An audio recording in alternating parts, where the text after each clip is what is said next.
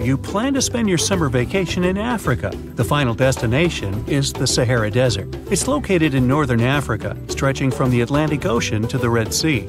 You're excited to ride camels and learn about the region's rich cultures. You hop on an extensively long flight, and finally, you are here. You find yourself in the world's biggest hot desert. Can you believe it's 3 million square miles? You're ready for your first adventure after drinking liters of ice-cold water. The guide gives you a choice. You can spend 2 weeks visiting a collection of oases, or you can help them solve an ongoing local mystery. Deep into the desert, near this Algerian town, lies a mystery begging to be solved. A collection of huge, spotted circles in the sand. There are dozens of them, stretching for miles in a straight line. The circles were first identified via Google Earth images several years ago. People have debated them for years, but no one seems to know the answer. The strange thing is that they are so many miles away from any towns, roads, or human activity. The quickest way to discover the truth behind the circles is asking questions. You grab your notebook and set out to talk to locals. Everyone is helpful in this scenario: geographers, anthropologists, elders, and historians. The first person you talk to is a map expert. You need to understand if those circles were authentic or a satellite glitch.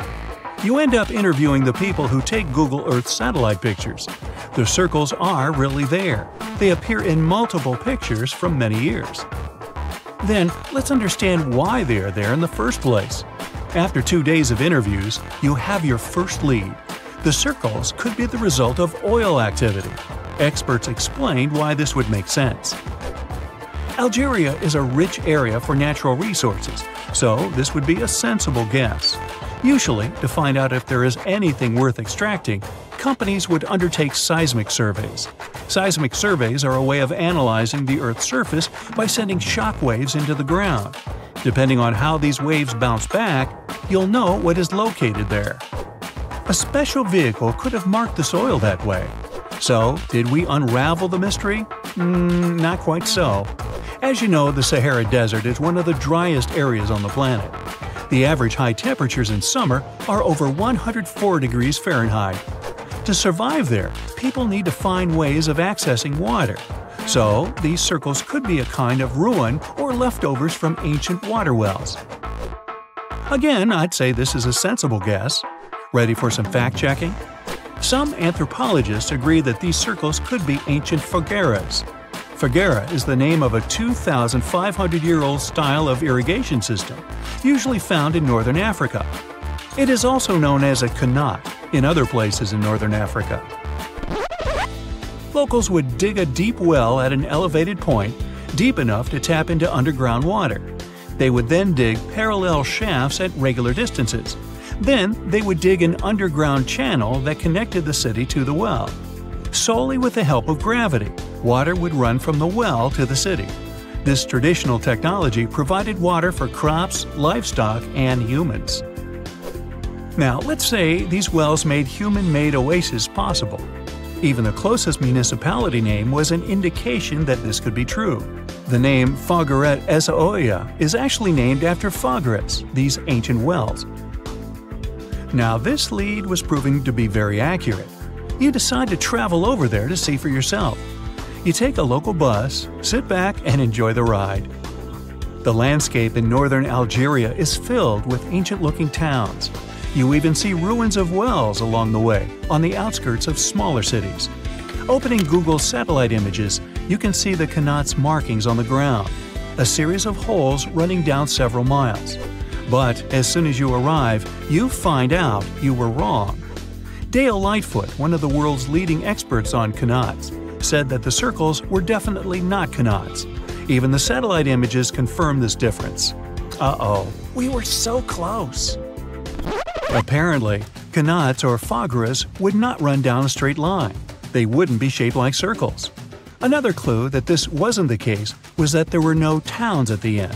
The circles were really far away from any human activity, and qanats were explicitly built to provide water for human settlements. Well, it sure was a good try. You almost gave up on this mystery when you decided to take one more field trip. It was days of preparation, pick up cars, food, equipment, all so that the mystery of the Sahara Circles could be unraveled. On the first day, you drove over 99 miles into the desert. You were always curious to see what this part of the world looked like. Over there, you see nothing but mustard yellow dunes. The night sky is pretty decent though. You can see the entire Milky Way with your own eyes. You set up camp and sleep under a canopy of stars. The next day, tension grows. There's no cell reception. Oh dear. But thankfully, you added the coordinates of the circles to your Google map. And surprise, the offline mode works out there. You follow the coordinates, but it leads you astray. You start to get nervous, thinking this was all in vain. But you and the team get into the car and drive a few more miles past the coordinates on your phone. After a very bumpy ride, you can't believe your eyes. There it is, an enormous crater dug on the sand, surrounded by 12 smaller holes. From up high, it looks like a clock, without the pointers, of course. On the ground, they're very faint, so faint you almost miss them. Searching the area, you notice all the holes had something similar, metal wires, thin wires that you can pull from the ground. They're buried deep, so you start digging. An object starts to reveal itself. Uh-oh, it looks like old dynamite. This certainly surprises you. Better stop digging to avoid any accidents. At the end of the survey, you feel satisfied, but still curious. What could all this dynamite mean? And who put it there? What comes next is the turning point of your adventure. Walking back to the car, you see something shining on the ground. You approach the item with curiosity. It's round and rusty and looks like a sardine can? What's that doing here? Could this give you more clues about the circle's mystery? Just in case, you pick it up and put it in the car.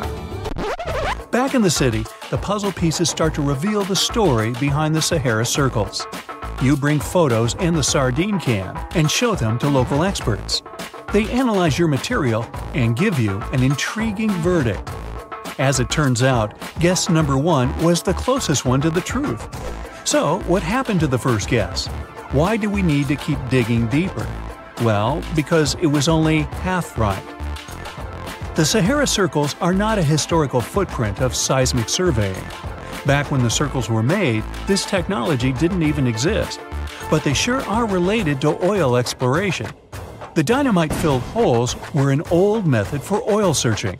The circles are the leftovers of surveyors looking for resources underground. And the sardine cans? Well, they were left by the workers who held explosion works. You gotta eat, right? According to the model of the can, this happened more or less around the 1950s and 1960s. So these circles aren't even that ancient.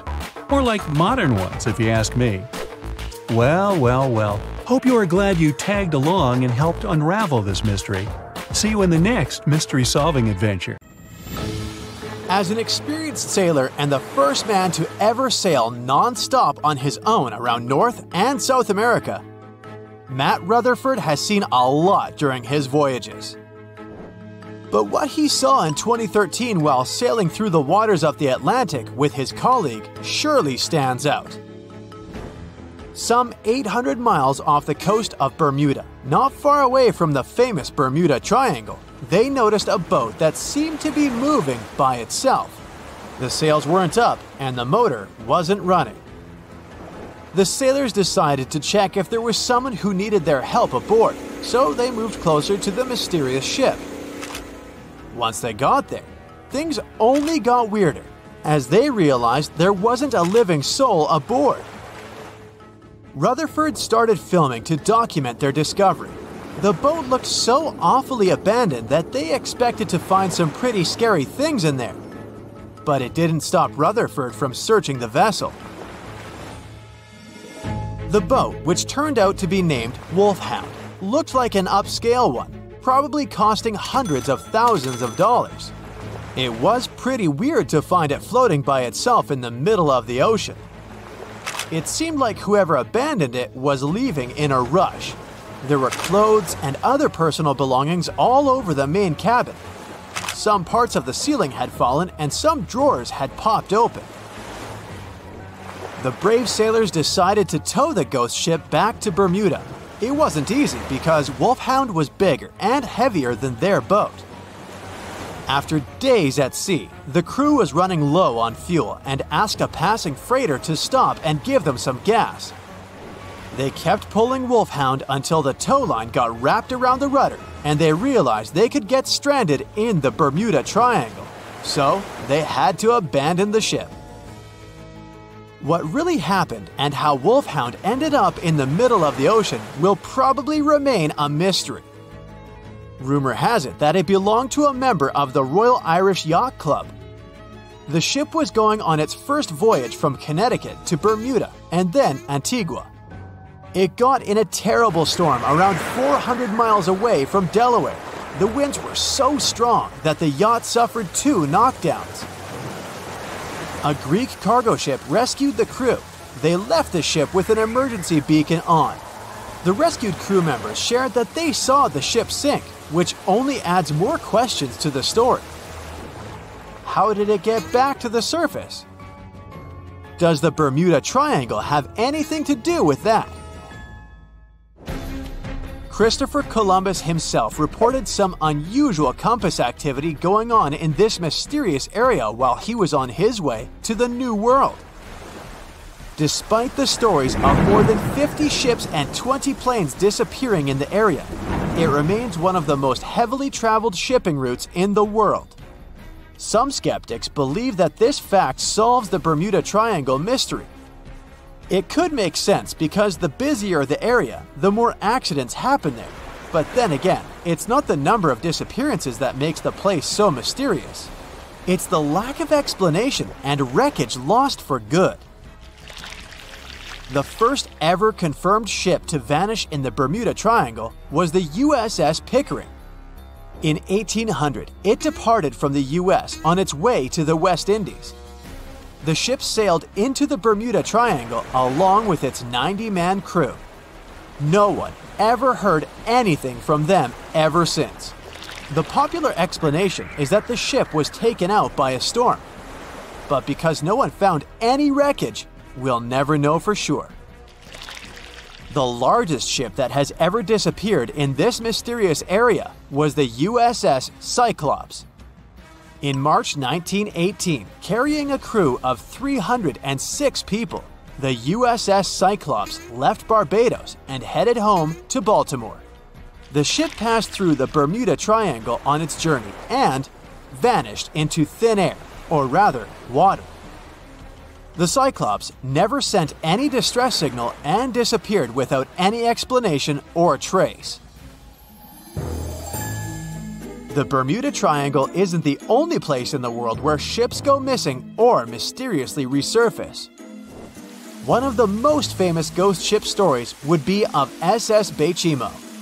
The large cargo steamer was built in Sweden. On October 1, 1931, it got caught in pack ice. The crew decided to wait it out and managed to break free after a couple of days, only to get trapped again in less than a week. This time, they didn't manage to make it out. A rescue team went by air to save 22 of the crew members. 15 other members stayed in a wooden shelter they built not far away from the ship. Their plan was to wait out the winter and get back aboard. At the end of November, a strong blizzard was rushing through the area. When it was over, Bechimo seemed to have gone away with the storm. The captain decided it must have broken and sunk. But a few days later, a local hunter informed them that he had seen the ship around 45 miles away from their camp. The crew managed to find the ship and took the most valuable cargo from its hold. They had fears that Bechimo wouldn't live through that rough water, but it did manage to survive after all. Once the ice was gone, it floated away and ended up drifting along the shores of Canada and Alaska. Many people reported seeing the ghost ship in an open sea. Some even tried to board it to save the ship, but the weather didn't allow it to happen. The last time someone saw SS Bechimo was in 1969, 38 years after its crew had left it. It could still be drifting somewhere in the ocean. The story of MV Hoyita happened in the South Pacific.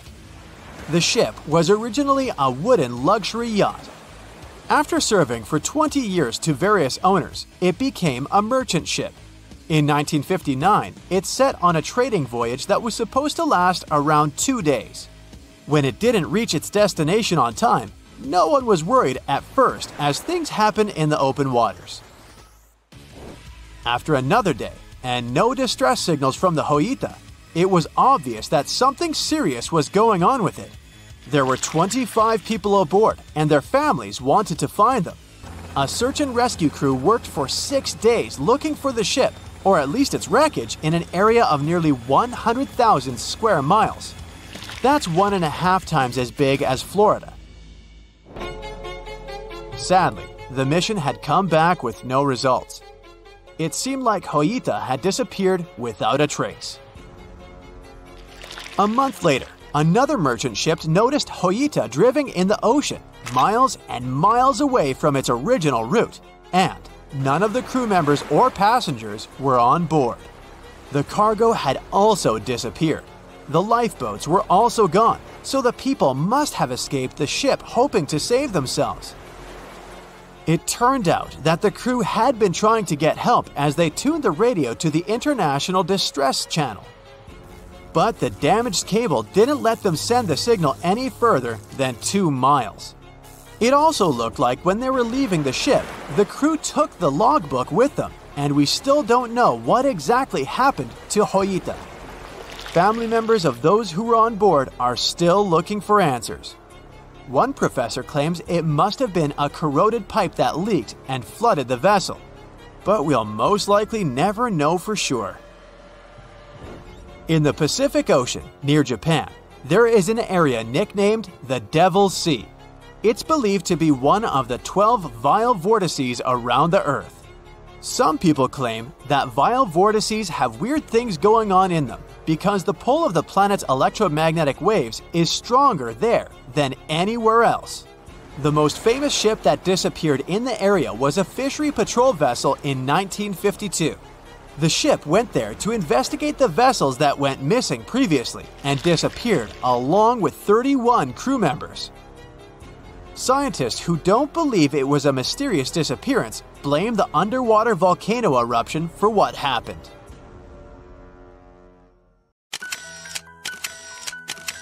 At the beginning of the 20th century, somewhere off the coast of West Africa, a German steamship was leaving the port. Suddenly, the weather got worse, and the vessel entered a thick fog. The sailors ran aground on a sandbank close to the shore. Luckily, no one was hurt, and they were even able to save their precious cargo. But the ship was stuck in the sand for good. And it was not alone there. Nearly the entire length of the western coast of Namibia is called Skeleton Coast. If the name sounds scary, that's because it is.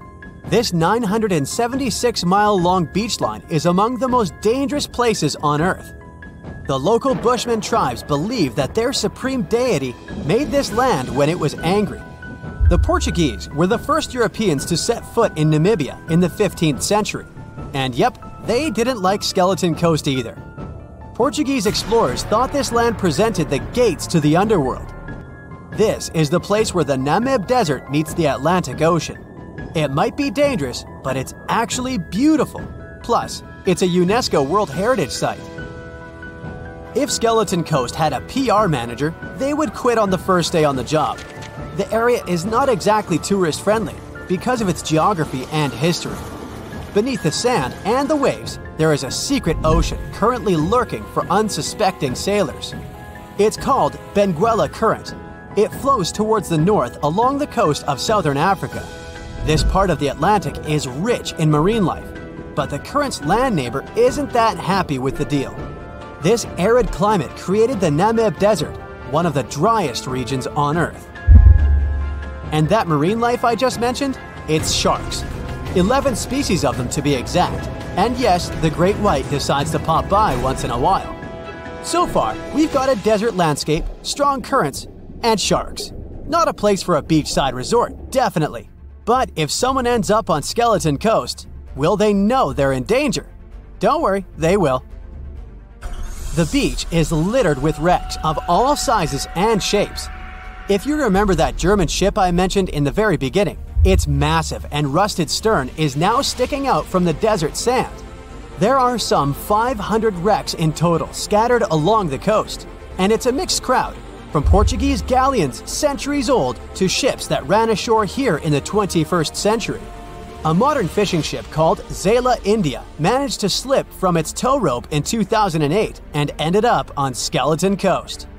Okay, it didn't escape on its own, it had some help from the elements, but it's better to be a tourist attraction on a beach than to be broken up for scrap. That's where the trawler was originally going, poor thing. Skeleton Coast's most famous inhabitant, to call it such a place, is the wreck of the Dunedin Star.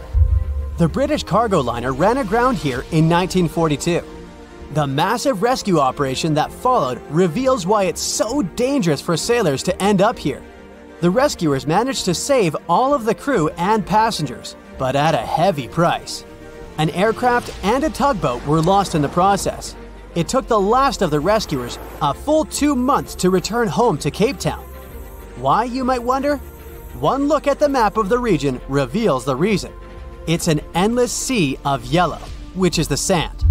There are so few roads here, so Skeleton Coast is hard to reach by land. There are also legal obstacles. You need a special permit to drive into the area. But the skeletons in the name of the area don't only refer to ships, they also stand for animal bones. Most of these belong to whales and seals. Many animals have adapted to the area, so lions and hyenas roam the coastline in search of a meal. Yeah, now there are hungry lions as well, as if those sharks weren't enough. Other animals with a temporary residence on Skeleton Coast include elephants, cheetahs, leopards, and giraffes. In 1971, the Namibian authorities established a national park here, but except for surfers, after an adrenaline rush, they don't get many visitors. You can understand why. The Namib Desert is the oldest desert in the world, and it's not very tourist-friendly either. Those who travel to the region should pack sunscreen and a warm winter jacket. A weird combo, right? Well, not so much when you think that during the day, temperatures soar over 110 degrees Fahrenheit. At night, the air temperature drops below freezing. What a climate roller coaster! And that's not the final danger. Yep, there's more. Remember how that German ship got lost in thick fog? Yeah, it wasn't a one-off event. Because of the region's climate, fog shows up frequently. Sailors should cover their ears now, but this fog is actually good for wildlife. This is their only source of water in the Namib Desert. Reptiles and mammals have adapted to the harsh climate. They use as little water as possible. Shifting sands, thick fog, strong currents, lions, and sharks. Not the stuff you would put in a tourist booklet, but Skeleton Coast isn't the only beach on Earth you wouldn't want to spend your vacation on. I will take you to Cape Tribulation in Australia. The area covers some 48 square miles in the northwestern part of the continent. And no, the area is not as dry as Skeleton Coast. It's part of the Daintree rainforest. You could say that here, it is the rainforest, not the desert that meets the ocean. The beach at Cape Tribulation is straight from a postcard. But looks can be deceiving. Australia? Probably sharks. No, crocodiles are out here to get you if you decide to go for a dip in the sea. There are saltwater crocodiles that the locals call salties. Well, that's a cute nickname for such a dangerous reptile. And it's not just them. The wildlife seems to have a beef with visitors. From October to June, the waters around Cape Tribulation are full of box jellyfish. Their venom affects the human cardiovascular system. When touched by a jellyfish out at sea, swimmers won't have enough time to reach land for help. Vinegar helps neutralize the sting, so you might want to keep a spare bottle in your luggage. Crocodiles and jellyfish sound dangerous, but there's one more animal you should look after. It's the wild boar. It might sound funny, but you won't laugh when you're being chased by one of these across the beach. 21 million wild boars live in Australia. They're mostly active at night, making it even more dangerous if they charge at you. The best defense is running in circles. Wild boars can't cut corners well. That's probably why we don't see many of them taking up careers as race drivers.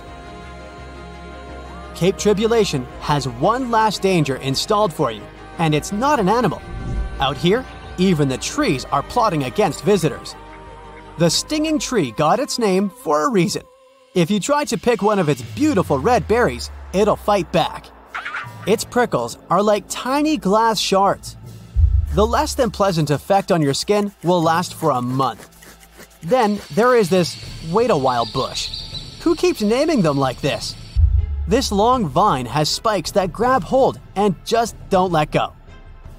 They are so strong they can pull a human off a horse. You'll have to wait for someone to come by and save you from this thorny grabber. If you are about to cross this Australian beach from the vacation list, hold on for a second. Tourism is booming here. The local authorities have restricted access to all of the danger zones. Visitors go swimming in dreamy water holes that are surrounded by lush vegetation. There are even ropes to swing from. Now, that's a beach you can finally relax. There's a ship drifting somewhere in the ocean without a crew. The last time someone saw it was over 50 years ago. Its story reminds of that of the Flying Dutchman, a ship that's bound to sail forever and bring disaster to whoever sees it at sea. At least the legend says so. Unlike the Flying Dutchman, the SS Bay Chimo was definitely real and built for a German company in Hamburg and began as an ordinary cargo ship. It was trading supplies between Hamburg and Sweden in the Baltic Sea starting from 1914. It had a strong steam engine and a hull made of steel. A few years later, it became British property. Then, in the 1920s, a Canadian company purchased it for around $18,000, a huge amount of money back then. The new owner, the Hudson's Bay Company, was actively using the ship for several years. They would often send it on voyages from its home port in Scotland to Siberia, Alaska, the Yukon, and the Northwest Territories. It also passed through the Panama Canal and even the Suez Canal, with fur pelts for sale on board. Sometimes it would also transport passengers. It had completed 9 successful voyages before this strip of good luck came to an end. Starting from the 1930s, SS Bay Chimo would have trouble with ice and storms. When it first got trapped in ice in October of 1931, some of the crew managed to escape to Alaska. 15 of 22 sailors decided to stay with their vessel and try to save it. They had furs and other valuable cargo worth around $58,000 aboard. The company sent them supplies to survive the winter. They set camp near the ship out of the hatches, tarpaulins, and other materials, and offloaded the cargo. At the end of November, a blizzard rushed through the area, and it seemed like it had taken the ship with it. The ice platform had survived, but the ship broke free. Some of the crew members were sure it had sunk. But soon after, they heard from one of the locals who had spotted their ship around 45 miles away from their camp. The crew moved on with their lives, and the ship started its journey as a runaway vessel. People would spot SS Bay Chimo once a year or so, all the way until 1965. It was mostly spotted off the coast of Alaska. A man going to Nome with his sled dog, along with prospectors, explorers, and treasure hunters, all claimed to have seen SS Bay Chimo. Someone tried to board it and take it to port, but ended up stranded on it for days because of horrible weather. Others got luckier and managed to take a whaleboat, some furniture, and other valuables from the vessel. Those who got close to the ship saw that it was damaged and missing the propeller. Still, it stayed afloat without a crew for at least 38 years and became the longest sailing ghost ship in history. In 2006, the Alaskan authorities started a project to solve the mystery of this ghost ship of the Arctic and finally find SS Bay Chimo, either still above or below the water.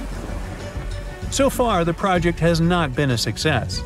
SS Bay Chimo remains one of the estimated 4,000 ships that have disappeared off Alaskan shores. If the legend of the 17th century isn't lying, this ghost ship could be sailing somewhere along the Flying Dutchman. It belonged to the Dutch East India Company. Its captain managed to do the impossible for that time and sailed from Holland to Indonesia in only 3 months. They said he was flying over the sea, and some evil tongues explained that he had made a deal with evil forces to achieve that. Once the ship was sailing back home, its captain and crew disappeared without a trace. There are many versions of what happened to it. One of the first ones said it had tried to enter port at the Cape of Good Hope, got in a terrible storm, and sank as there was no captain to save it. Another legend says the captain had refused to obey the skies to let the ship sink during the storm. A scary life form then struck the boat and the crew, and it was condemned to forever wander without rest. Many sailors claim to have spotted the Wandering Dutchman. The Duke of York, who was to become King of England, mentioned having seen it in Australian waters. Right after spotting the ship, the man who saw it first fell from the top of the mast and didn't survive. There were more encounters with this legendary ship up to the middle of the 20th century. Ships would nearly collide with it as the Flying Dutchman jumped out of the blue. Scientists have a more logical explanation for this mystery: Fata Morgana, not to be confused with Hakuna Matata. Now, when you're out at sea on a hot day and the air is all wavy, it feels like when you look at the road on a scorching summer day. That's because of something called atmospheric refraction. When light passes through different layers of air with different temperatures and densities, it bends and twists. Sometimes, under certain conditions, this bending of light can create really bizarre optical illusions over the ocean, like sightings of the Flying Dutchman.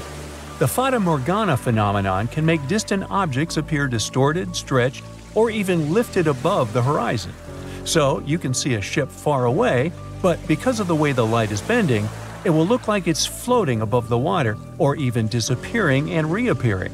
A Fata Morgana is most commonly seen in polar regions, especially over large sheets of ice that have a uniform low temperature. But you can see it anywhere, even in deserts and over lakes on hot days. The first stories about ghost ships go all the way back to ancient Greek and Roman mythology. One of the most famous ghost ships in history is the Mary Celeste.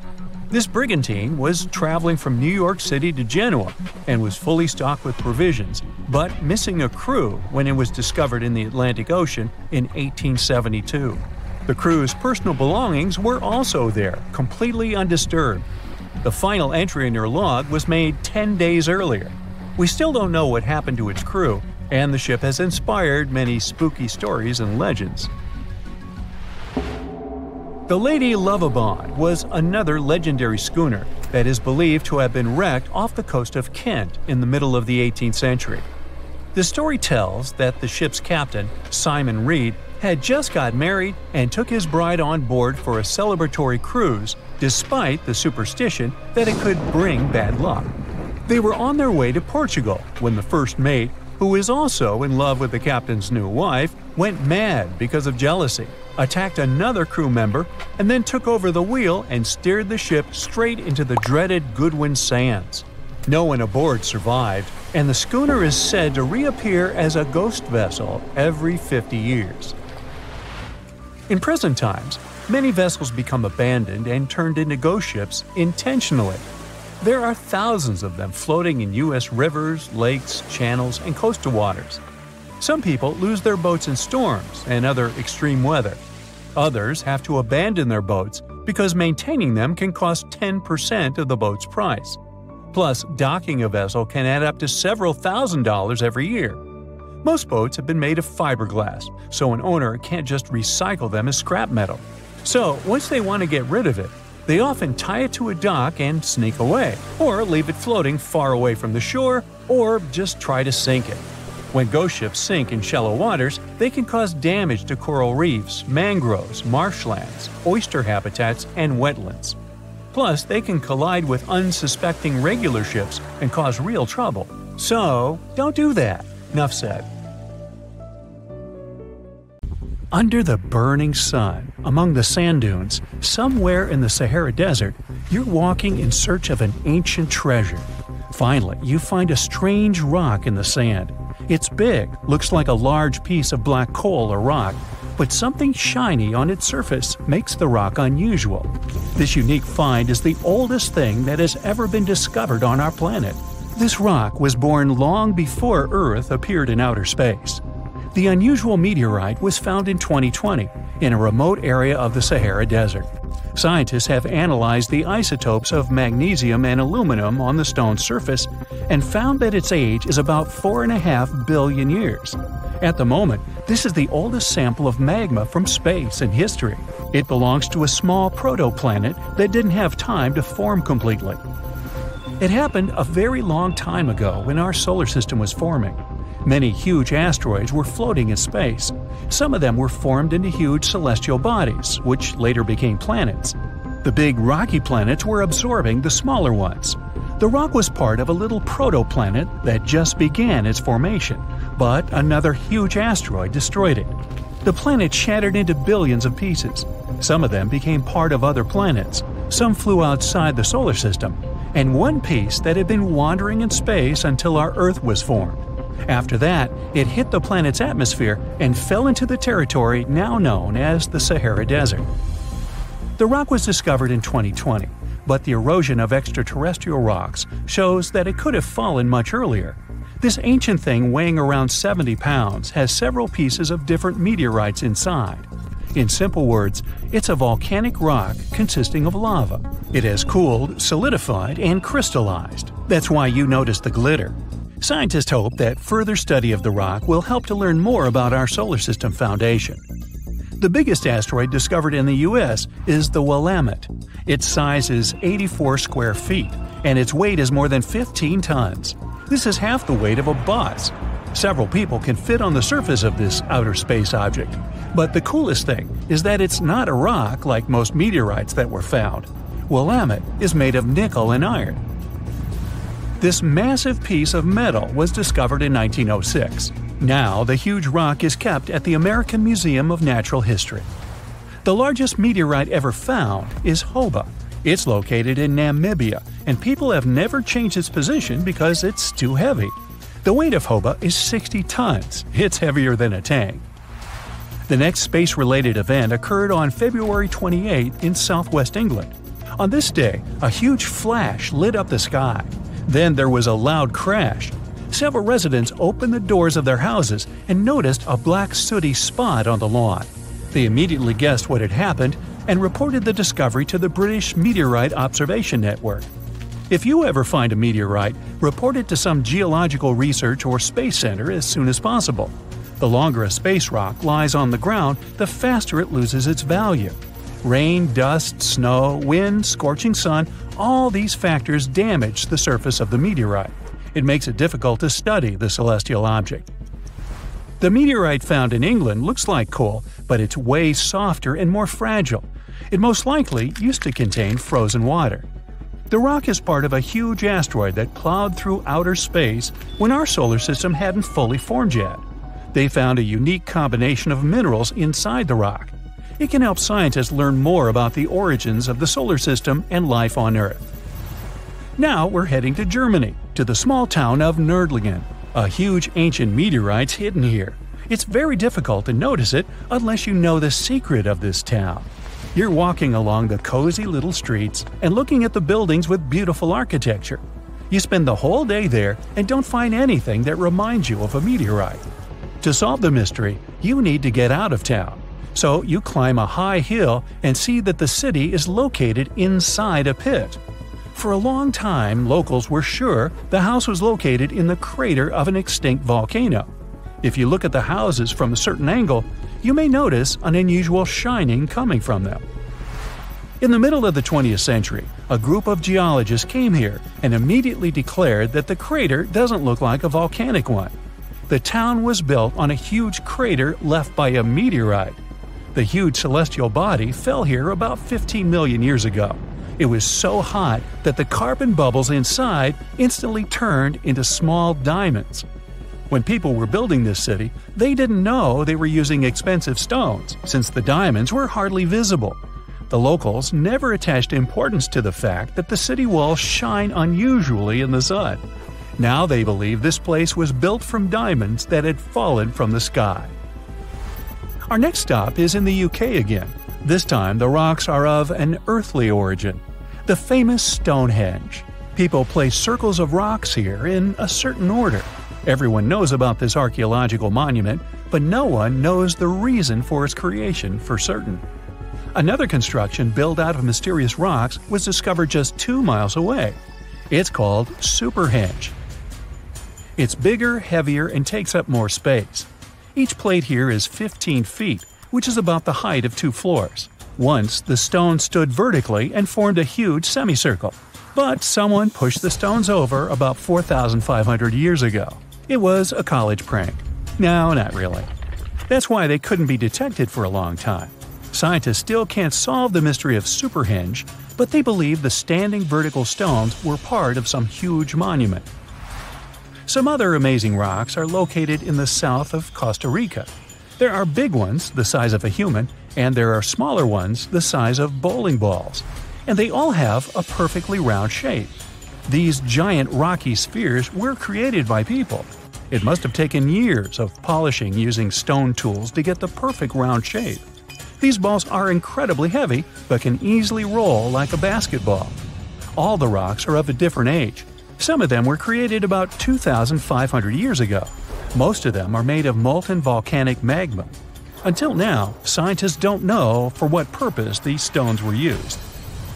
They were found in different parts of Costa Rica, near big cities. It's possible that ancient civilizations installed them specifically to show the greatness of local kings. Also, many experts believe the rocks were used as a tool for studying astronomy. The people who knew their purpose of the rocks had disappeared, and the history of the stones was lost along with them. Let's finish our journey with the coolest archaeological find. You're walking through the desert of Peru and climbing a low hill. You look down and notice the surface of the hill is covered with strange lines. You walk far away and see a huge cat on the hill. Such a drawing is called a geoglyph. Its length is around 120 feet, which is about half the size of a Boeing commercial jet. Archaeologists discovered the giant cat in 2020 and found out that it had been created somewhere between 200 and 100 BCE. This huge drawing is part of a mysterious group of different pictures. In addition to the cat, there are other animals, plants, and fantastic figures.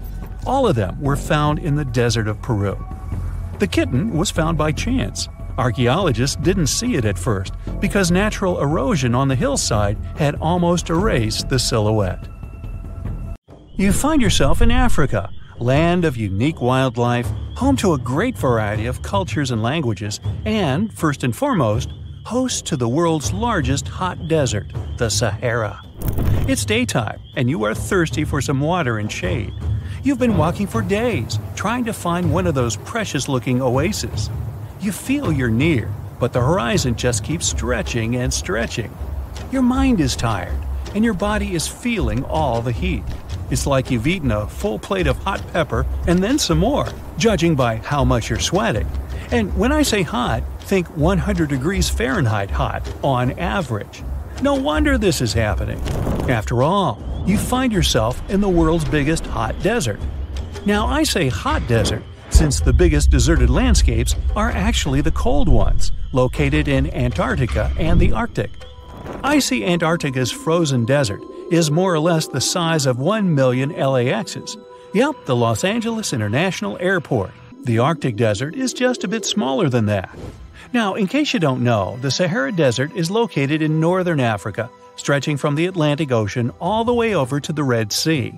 It occupies an area large enough to place approximately 100,000 Disney World theme parks side by side. According to scientists, its boundaries are expanding. Deserts usually form in the subtropics because of what's called Hadley circulation. The air rises at the equator and descends into the subtropics. This circulation of air has a drying effect, which helps the formation of desert landscapes. Since the 1920s, the Sahara is considered to have expanded by over 10%. How is this happening? Well, let's start from the beginning. You probably know the Sahara Desert as one of the most inhospitable places on Earth today. Just FYI, for a place to be considered a desert, it has to receive less than 4 inches of rain per year. Due to the very small precipitation index, deserts are usually dry and arid places. There is little humidity in the air, and daytime temperatures can go as high as 130 degrees Fahrenheit. Usually, there isn't that much animal and plant life because of the lack of water. But in the Sahara's case, it wasn't always like that. It may be difficult to imagine northern Africa without the tons of sand it has today. But about 20,000 years ago, the Sahara was actually one big oasis. Recent discoveries show clear evidence of what the scientists now call the Green Sahara. In the mid-1800s, a German explorer crossing the Sahara encountered some paintings and engravings that nomad artists had left behind. What he saw in those paintings looked nothing like his actual surroundings. Instead of an arid landscape with only camels and desert vegetation, the rock paintings depicted jungle animals like giraffes and hippos. There were even images of livestock and grazing animals such as cattle and sheep, something that seems impossible for modern-day Sahara. Artists usually draw what they see around them, so this finding really intrigued the German explorer. The drawings were so detailed that the artists must have had close contact with those animals. You can find this rock art spread out in the northern part of the African continent, from western Sahara to Saudi Arabia. Geologists soon took a keen interest in this and found the first clues to what this could mean. They have been able to confirm that, in fact, northern Africa was once much wetter. They found evidence from nearby deep-sea sediment off the coast of Mauritania. Sampled cores of underwater sand and mud, known as Saharan dust flux, show geologists that, indeed, a green Sahara was possible. The more dust is blowing off of the desert and into the bottom of the ocean, the drier the climate in the region. The sediment cores show that there was much less dust, only half as much, coming off northern Africa during the humid period.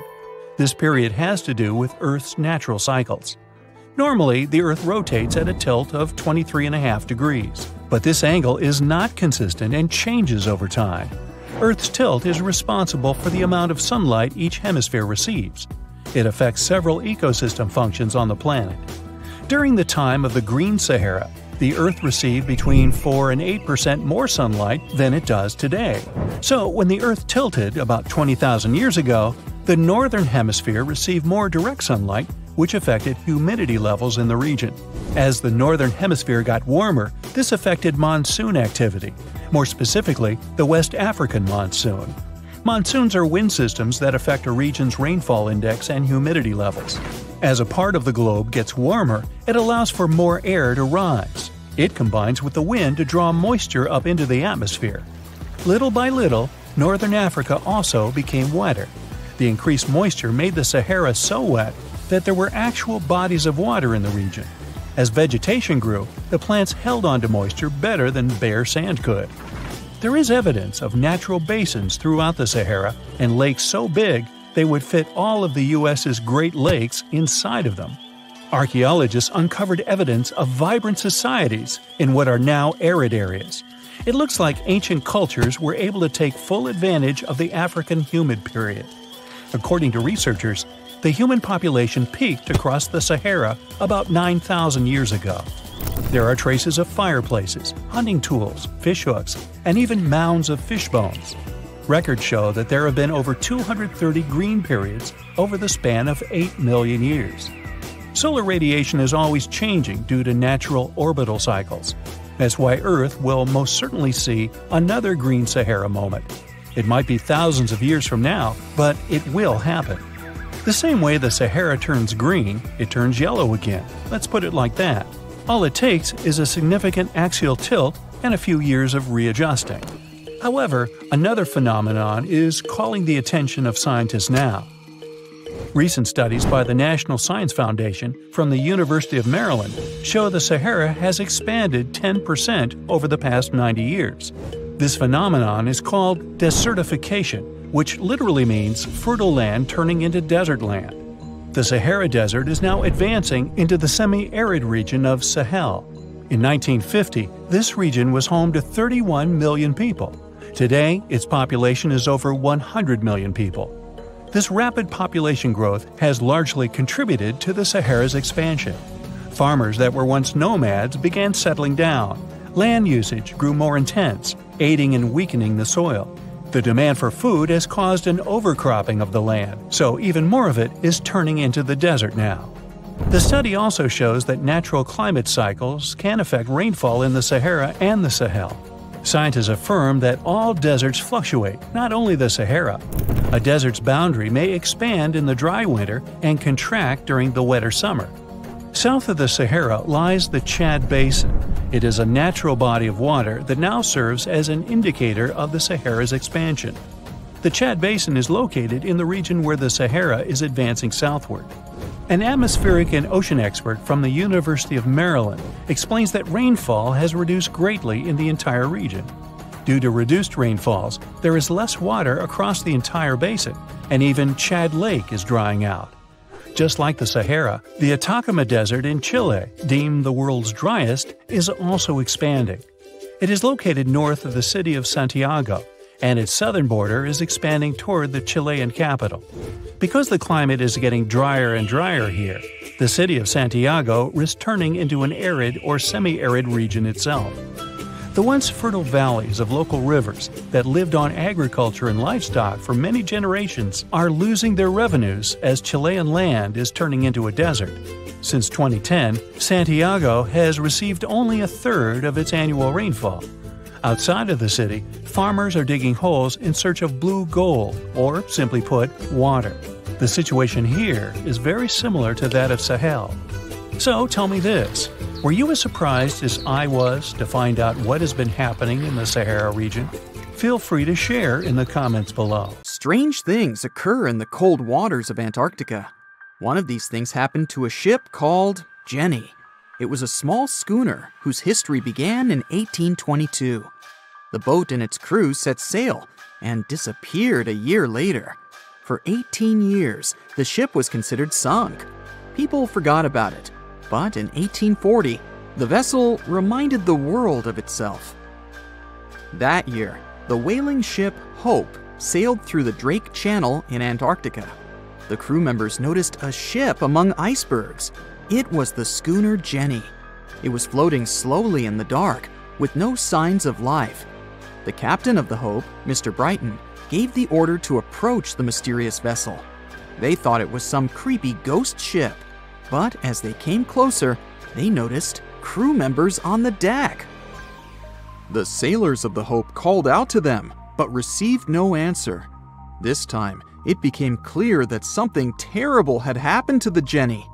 When Brighton boarded, he realized that the Jenny crew members weren't missing. They were here. Frozen people stood like statues. Brighton went down to the lower deck and found the captain. He was sitting frozen at the table, holding a pen. Brighton looked at the logbook. The last record was made on May 4th, 1823. The captain wrote that he was the only living member of the crew. They spent 71 days without food. It seemed that the ship got lost in the sea because its captain went off course or sailed into an iceberg, but no one knew for sure. After that, nobody ever saw the Jenny again. According to rumors, the crew of the Hope abandoned the frozen ship and left it to drift in the cold waters. According to other rumors, this whole story is fiction. The story of the Jenny was described in a German magazine in the middle of the 19th century. Still, there was no further evidence of the ship's existence. Already in our time, Cambridge University decided to explore the case of the Jenny. The researchers discovered that one of the crew members of the Hope, who didn't disclose his name, told someone the legend of the frozen ship. Someone shared the story with another guy, and it was published in a German magazine called Globus. And that's all. There was no other evidence. One of the most famous ghost ships was the Mary Celeste, and there's no doubt about its existence. The history of this vessel was documented in court. People wrote about it in newspapers, but the most exciting thing is that the ship continued to be used even after 10 people disappeared from its deck. The history of the Mary Celeste began in Canada in 1861. When it was first built, the ship was called the Amazon. It changed captains several times, and it also hit some rocks. The boat was sold, bought, then sold again, repaired, and sailed under the name Mary Celeste. In 1872, it had a new captain, Benjamin Briggs. He was a decent, brave man with a lot of experience in navigation. He had a beloved wife, a daughter, and a son. When he went on his last voyage, he took his wife and daughter with him, and his son stayed in America. In November of 1872, the Mary Celeste sailed from the port in New York with 10 people on board and disappeared. 8 days later, another ship, the Dei Gratia, also left New York and followed the same route. Dei Gratia's captain, David Morehouse, noticed the Mary Celeste and immediately realized something was wrong. The ship was moving too freely, as if no one was controlling it. The captain tried to contact the crew members, but no one answered him. Then, together with other sailors, he climbed aboard the Mary Celeste. The ship was in good condition. There was no damage. The hold was slightly filled with water, but it could be easily pumped out. Everything seemed fine, but one lifeboat was missing. The crew members' valuables were in their cabins. The cargo was in the hold. The supplies of water and food were untouched. Judging by the records in the logbook, the ship was caught in a storm, but it was not too strong. Other ships also sailed through this storm, but nothing bad happened to them. The last record was dated November 25th, and it claimed that everything was fine. The sails of the Mary Celeste were slightly damaged, but perhaps it happened after the crew had disappeared. The whole ship was in excellent condition, but what made the people leave it? Part of the crew of the Dei Gratia stayed on board the Mary Celeste to bring it to dry land. Everything went well. They delivered the ship to the closest port. Next, the captain of the Dei Gratia appeared before the court and told about what had happened. However, the prosecutor and the judge didn't want to believe in the story of the Mary Celeste.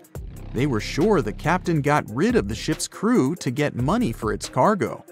According to the maritime laws of that time, if you found a ghost ship with valuable cargo, then a substantial part of this cargo belonged to you. So, many people thought that David Morehouse decided to earn some money. This version seemed to be more valid than the one about the mysterious disappearance of 10 people. Fortunately, no one accused the captain of committing a crime. They thanked him for his service and gave him a monetary reward. However, his reputation was damaged, which greatly affected his career, as many believed he attacked the crew of the Mary Celeste. But even after this terrible case, trial, and investigation, the story was not over. The Mary Celeste was still an expensive and efficient vessel. It sailed several times, but then one captain crashed it into the reefs to get insurance. The court revealed this deception and accused the captain of intentional property damage. The story of the Mary Celeste became famous all over the world. People began to build their theories, realistic and not. Someone believed the ship had sailed through the Bermuda Triangle, but this version was quickly refuted, as the route of the Mary Celeste passed thousands of miles away from the Bermuda region. Did the Kraken or another giant monster attack the ship? Nope. Since the boat was found in almost perfect condition, there were no signs of a struggle. One of the most popular versions was that the crew of the Mary Celeste stole some valuable cargo and sailed to Spain on the rescue boat. However, those who knew Captain Benjamin Briggs said he was a good, honest man. Besides, he had a son in New York, and Briggs would never leave him. A more thorough investigation revealed that a series of accidental circumstances could have caused the disappearance of the ship's crew. Before its last voyage, the vessel delivered coal. Perhaps the pump intended for pumping water got clogged with coal after that, and when the ship got into a storm, the hold filled with water and the pump broke. The captain couldn't understand the amount of water because numerous barrels in the cargo hold blocked the view. Benjamin Briggs assumed it was dangerous to stay on the ship during a storm, so he evacuated with the passengers on a lifeboat. Perhaps they were close to land and decided to sail there, but the storm intensified and overturned the boat. Also, one record in the log journal said that the chronometer was faulty. It was a device that helped to determine your location at sea using longitude. Briggs got lost and didn't know which way to sail.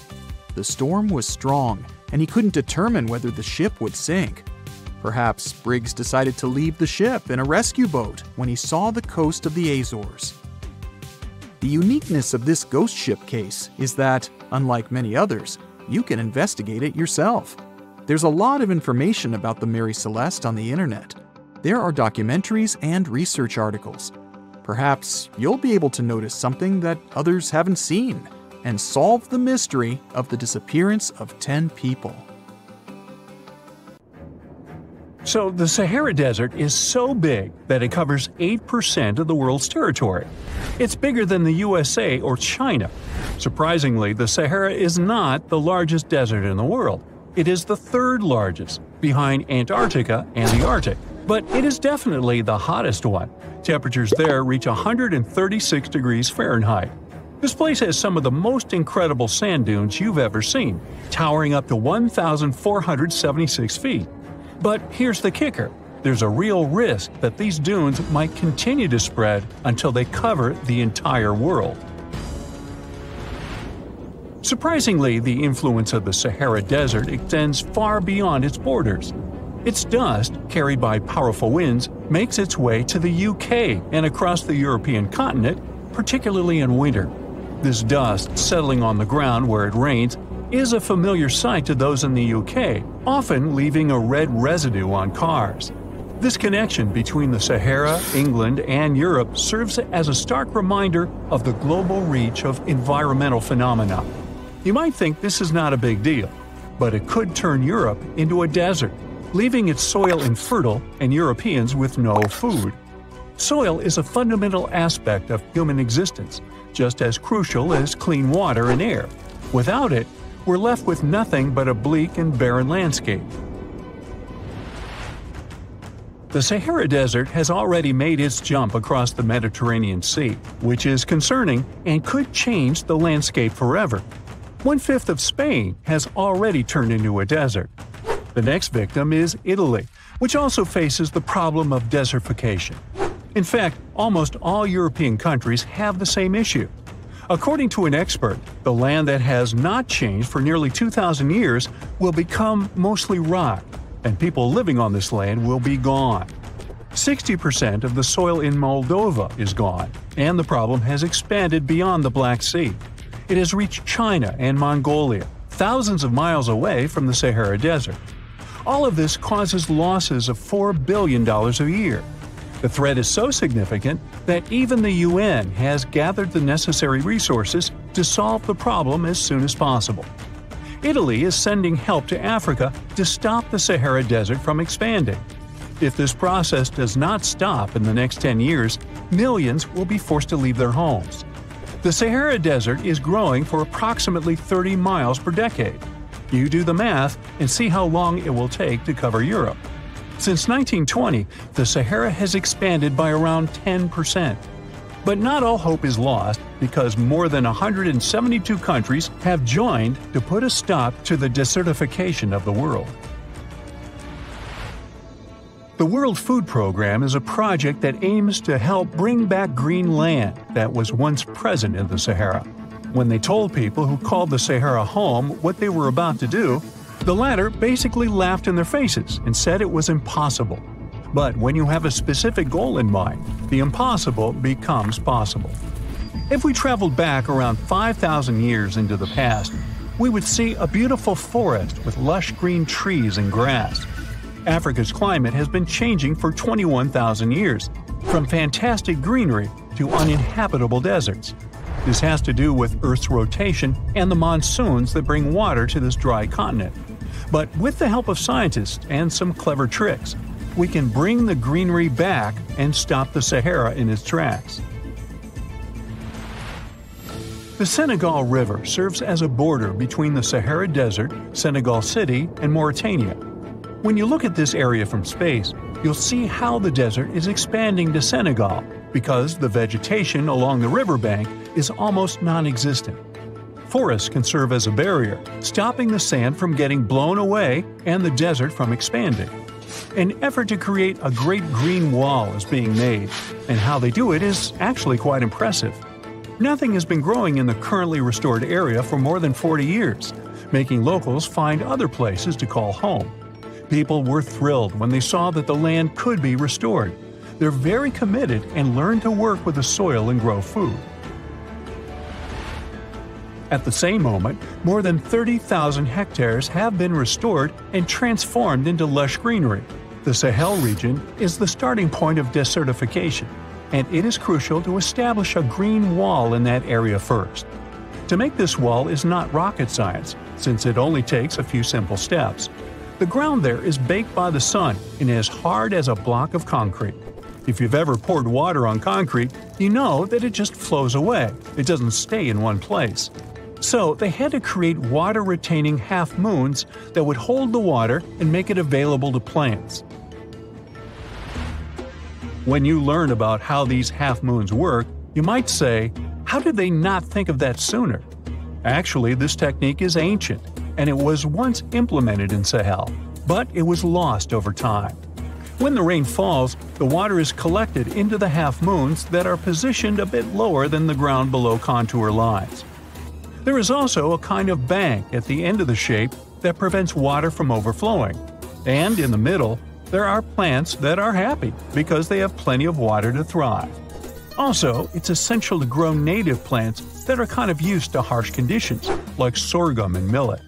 These plants have been surviving there for thousands of years and produce a good amount of biomass, which means the land can be rehabilitated faster and people will have food sooner. The water that will enter the half-moons won't be lost. It will penetrate the ground and top off underground waters. This will ensure the ground that H2O will never run out and that future generations will have usable aqua. This brilliant planting technique is not limited to half-moons. People also create lines and plant various vegetables, such as tomatoes. Next, there are places only for trees, like lemons or oranges. After a long hot day, nothing is better than a freshly made cold lemonade. The trees will also protect the soil, and with some luck, there will be a new forest in the Sahara Desert. The goal is to copy the forest dynamic.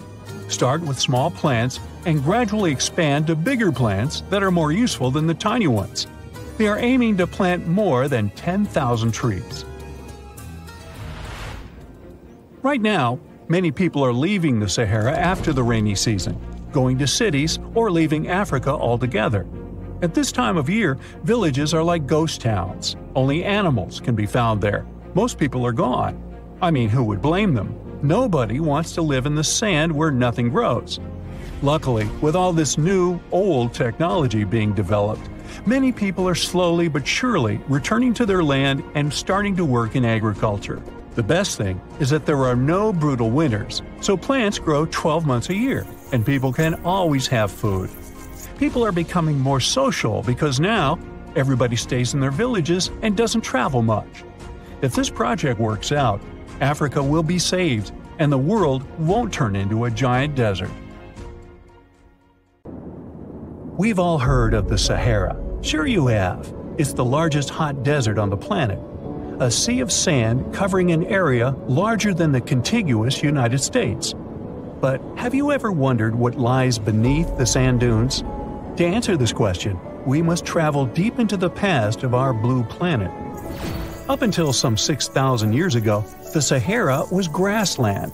Humans were around at this time, not me, spreading agriculture around the planet. In the north of Africa, the color green dominated. Plenty of rainfall meant that there were lakes, rivers, pastures, and even forests. A completely different image of the Sahara from the barren landscape of today. But then the climate started to shift. The region became parched, and the vegetation started disappearing. The wind did the rest. It took away the fine sediment after there were no plant roots to hold the ground together. Give it a couple thousands of years, and you get a familiar image of the Sahara. sand and rocks stretching as far as the eye can see. But when it comes to volume, only a quarter of the Sahara is actually sand. The yellow sands of the Sahara are just one part of the story. The desert has many other features, such as gravel plains, salt flats, and plateaus. Makes you think if we understand the word desert correctly. For people who study such terrains, geologists, there is only one condition for defining a desert: precipitation. If an area gets little or no rain, then it's considered a desert. The Sahara certainly fits the bill. Its average annual rainfall is just 3 inches. Compare that to the nearly 45 inches a year in New York. When we look at precipitation, this sandy desert is only the third largest in the world. Number 1 and 2 are Antarctica and the Arctic. They are larger than the Sahara by millions of square miles. It sounds odd, but there is more than one type of desert. The first two are polar deserts, while the Sahara is a subtropical desert. But the difference in air temperature are staggering. In Antarctica's interior, temperatures plummet to minus 76 degrees Fahrenheit. Compare that to the highest temperature on record in the Sahara of 136 degrees Fahrenheit. But this desert has a cool side. At night, the temperature is roughly the same as the average yearly temperature in Denmark. This hot and cold roller coaster makes it hard to choose the right outfit when venturing into the Sahara. And what about the sand? How deep is it actually? The depth varies between 70 and 140 feet. That's not too deep. If you put the Statue of Liberty in a tall dune, half of it would still stick out of the sand. Its vast amounts in the Sahara were created by aeolian processes. That's Greek for wind. Over time, it blows and shapes the surface of the earth. In dry areas with sparse vegetation, winds erode the ground much faster. That's what happened in North Africa. Under all that sand is the bedrock and cracked clay. If you started digging, you would find the same everywhere on the planet, with one important difference. There is some type of soil covering the bedrock. This is not the case in the Sahara.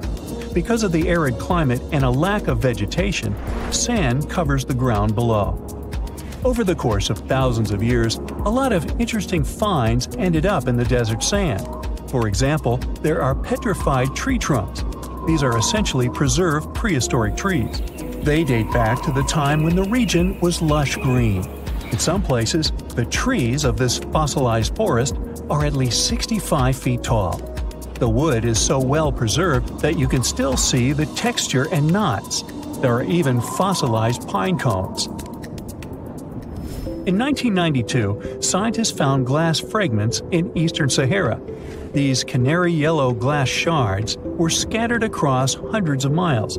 They didn't belong to an ancient civilization, although ancient Egyptians used them to make jewelry. In fact, the breastplate of King Tut had a beautiful scarab beetle centerpiece made from this desert glass. For a long time, scientists were puzzled about the true origins of these fragments. They finally concluded that the glass was around 29 million years old. It is an impact tape. If that sounds like it has something to do with the word impact, you are correct. These rocks are formed when a meteorite hits the surface of the Earth. This generates a lot of heat. Scientists estimate that the temperature needed to melt this mineral was close to 3,000 degrees Fahrenheit. Apart from the regular fine-grained sand, we also have melted sand in the Sahara. But the desert conceals other unlikely artifacts. Shark teeth are a common find in Morocco, which sits in the western part of the Sahara. What are the fossilized teeth of these marine predators doing in the middle of the desert? This part of the world looked entirely different millions of years ago. There was a sea cutting right through what is now a desert. The Trans-Saharan Seaway ran the length of present-day Algeria and Mali. It was around 165 feet deep. That was enough for all sorts of aquatic animals to inhabit it. Large catfish, sea snakes, and of course sharks lived in the area. British archaeologists even unearthed a turtle shell in Mali in the 1980s. For centuries, there was even an entire city hidden under the desert. Timgad was a Roman outpost constructed by the Emperor Trajan around the year 100 in the current era. For various reasons, its residents abandoned it around the year 700. The sands of the Sahara soon engulfed the city. It had remained hidden for nearly 1,000 years. Then, in the 1700s, a Scottish explorer started digging out the city. His team first uncovered a sandstone triumphal arch 40 feet high, similar to the ones we can see in Rome and Paris today. An amphitheater soon popped out of the sand, and it was followed by well-preserved statues of Roman emperors. The Scotsman's find was so impressive that no one believed him at first. It took 2 more centuries for archaeologists to fully excavate the city during the 1950s. The site covers a surface as large as 10 polo fields. The ruins reveal the full mastery of Roman city planning. All the streets meet at a right angle in what is known as an orthogonal grid. You can find the same layout in modern cities such as New York. Historians estimate that during its heyday, 10,000 people called Timgad home. Different nationalities lived here, from Romans to people of African descent. Today, more than 2.5 million people live in and around the Sahara. They are spread across 11 countries in total, and their living space is growing. The desert is 10% larger than it was just a century ago. This process doesn't involve sand pouring out of the Sahara. The ecosystems on the edges of the desert simply change over time. The wind blows the soil away and vegetation dwindles. The perfect conditions for the formation of a desert landscape. These changes are happening in the Sahel, a region south of the Sahara Desert. That's why the African countries have recently come together for a project called the Great Green Wall. The primary goal is to stop the desertification of the Sahel and hold back the sands of the Sahara. Their plan is ambitious and involves planting a wall of trees from the west to the east of the African continent. The proposed forest is not only going to be long, but wide as well. The Sahara and the Sahel share a historic bond. Since antiquity, camel caravans have been making the journey from Africa's Mediterranean coast in the north to the savannas in the south.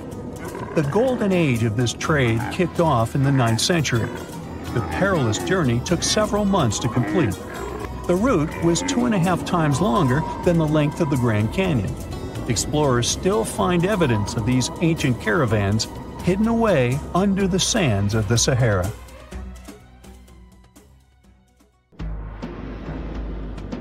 Endless hot deserts seem lifeless at first glance. But among these sands, you can meet dangerous and sometimes creepy creatures. Some of them can only cause health problems, but some can stay in your memory forever. Let's get to know them, starting with dangerous ones and finishing with real nightmares. So, you're walking through a desert and see a big teddy bear with open hands. You understand that it's probably a mirage, but still, you come closer. You were right. It's not a plush toy, but a giant cactus. There's something strange about it. Thanks to some strange fluff, the branches resemble the arms of a teddy bear. However, this is not fluff, but thousands of thin needles, and they are the reason you shouldn't come closer. The cactus is called the jumping cholla, or teddy bear cholla. It grows in the desert areas of Arizona and in the northern part of Mexico. Don't worry, this cactus won't attack you, but it will cling to your skin or clothes if you touch it. Such a fur coat protects the cactus from animals, creates shade, and saves it from heat. The lateral branches are the most important parts of the plant as they carry out photosynthesis and accumulate a large amount of moisture inside. So, despite all the danger, the cactus can be helpful for desert wanderers. And the danger here is needles. If you look closer at them, you will see they have the shape of hooks. One touch, and hundreds of thorns are already in your finger.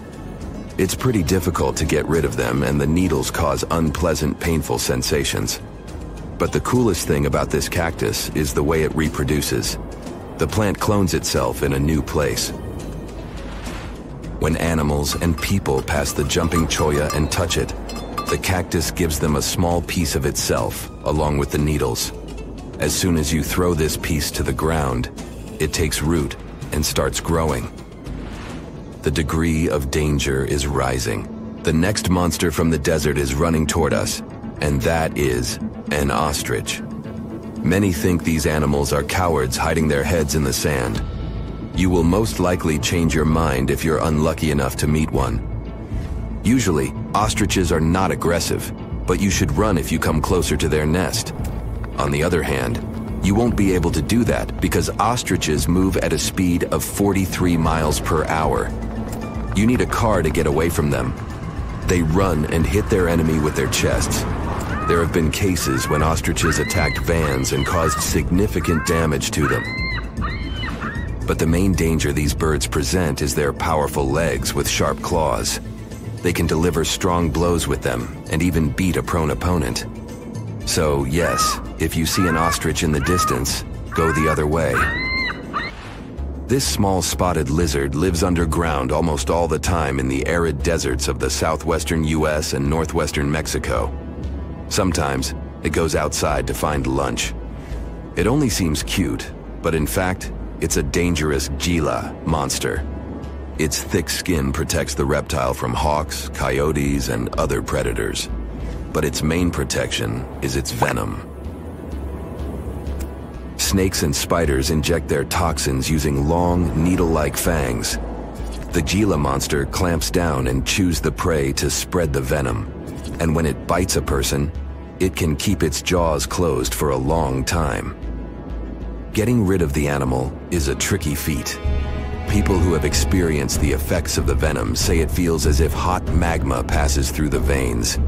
Despite this, the lizard turned out to be useful for science. Doctors used its venom to create medicines for diabetes and obesity. The time has come. Now you're about to meet one of the creepiest creatures living in the desert. Be quiet and listen to the silence.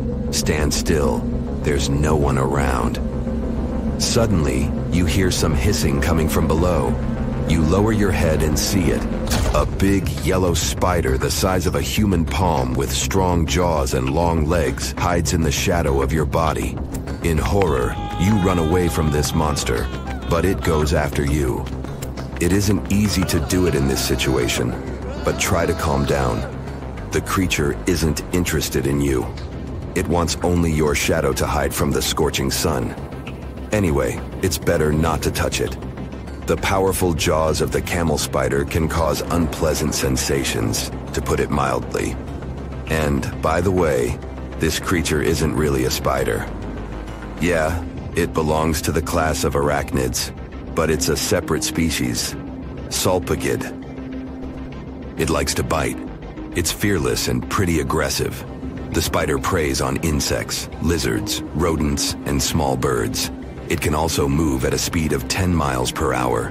For their small size, this is very fast. You need to be a professional athlete to run away from it.